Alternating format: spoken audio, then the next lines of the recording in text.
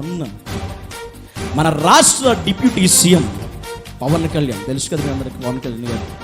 పవన్ కళ్యాణ్ గారు ఒక స్టేట్మెంట్ ఇచ్చాడు. తిరుపతిలో వారాహి అనే మీటింగ్ కూడా పెట్టి, సభ పెట్టి, ఆ మీటింగ్ ఒక ప్రసంగం చేశాడు. సనాతన ధర్మం మీద దాడి జరిగిన,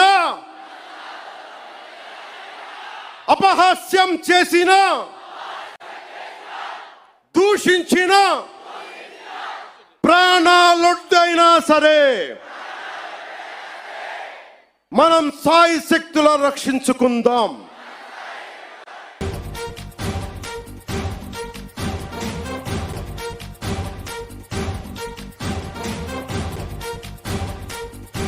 ప్రస్తుతం అది విన్నాక నుంచి నాకు నెమ్మది లేదు.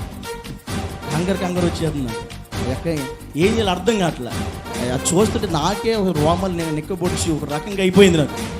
వాస్తవంగా ఆయన ఏం చెప్తున్నాడంటే, సనాతన ధర్మం మనది, ఆ సనాతన ధర్మాన్ని మనం కాపాడుకోవాలి.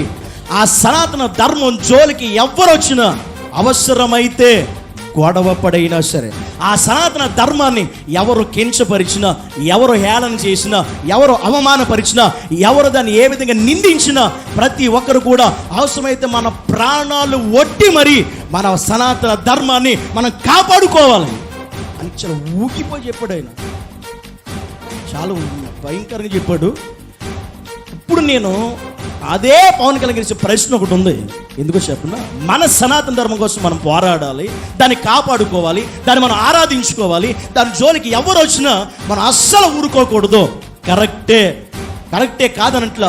మరి అదే ఉన్నప్పుడు ఒక పదవిలో ఉన్న వ్యక్తి, ఒక పొజిషన్ ఉన్న వ్యక్తి, అదే సనాతన ధర్మం ఇతరుల మతాన్ని మనం గౌరవించాలి అనుకున్నప్పుడు, అదే సనాతన ధర్మంలో ఉన్నవారే ఈరోజు క్రిస్టియన్స్ని, క్రైస్తవుల్ని, సేవకుల్ని, వారికున్న కలిగినటువంటి భక్తి జీవితాన్ని, వారు కలిగిన దాన్ని వారు ప్రకటించుకుంటుంటే, వారు దేవుని గురించి చెప్పుకుంటుంటే, వారిని ఎందుకని సనాతన ధర్మం కలిగిన వాళ్ళే, అది నమ్ముకున్న వాళ్ళే, దాన్ని అనుసరించే వాళ్ళే వారిని భయంకరంగా నిందిస్తున్నారు, వారిని భయంకరంగా హేళన చేస్తున్నారు, వాళ్ళని కొడుతున్నారు, వాళ్ళ చేతున్న బైబిల్ విసిరేస్తున్నారు, భయంకరమైనటువంటి దుర్భాషలు మాట్లాడుతున్నారు. మరి ఇలాంటివి చేసినప్పుడు పవన్ కళ్యాణ్కి అసలు ఇది కనబడట్లేదు, కళ్ళు కనపడట్లేదా, చెవులు వినపడట్లేదా?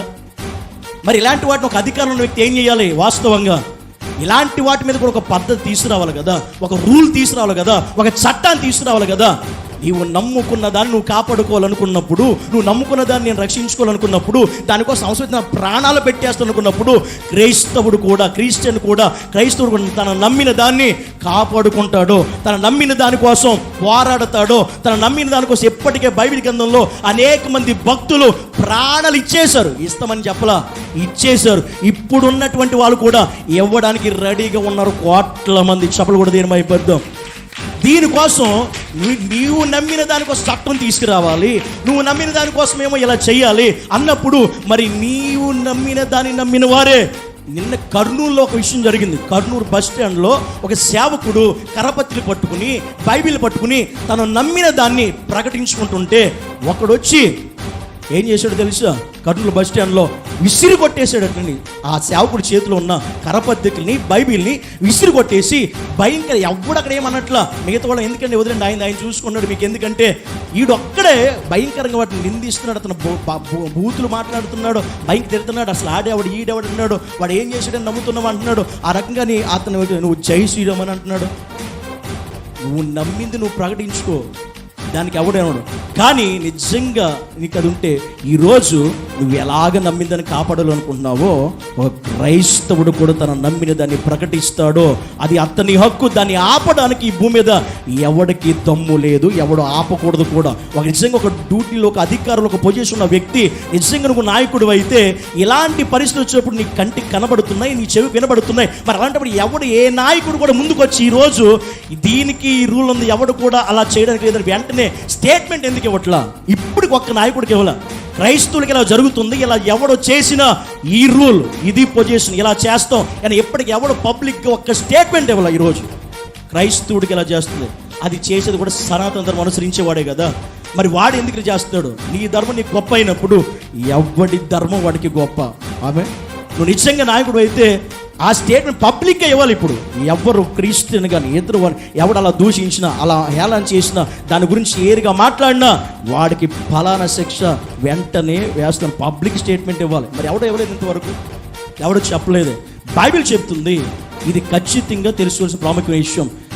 నువ్వెంత కాపాడుకున్నావో క్రైస్తవుడు కూడా తను నమ్మినది, నువ్వు సనాతన ధర్మాన్ని అంతా కాపాడుకోగలిగితే దానిలో ఉన్న ఆ దానికి మనిషి బోళ్ళను ఉన్నాయి చెప్పాలంటే అవి మనకు సంబంధం లేదు. కానీ వాస్తవంగా మరి దేవుని నమ్మిన జీవన దేవుని నమ్మినటువంటి క్రైస్తవుడు మరి దీన్ని నమ్మి దీన్ని పాటించేటప్పుడు దీన్ని ప్రకటించుకోవడానికి ఎంతకైనా తెగిస్తాడు. ఆమె దీన్ని ఆపడానికి ఎవరికి దమ్ము లేదు.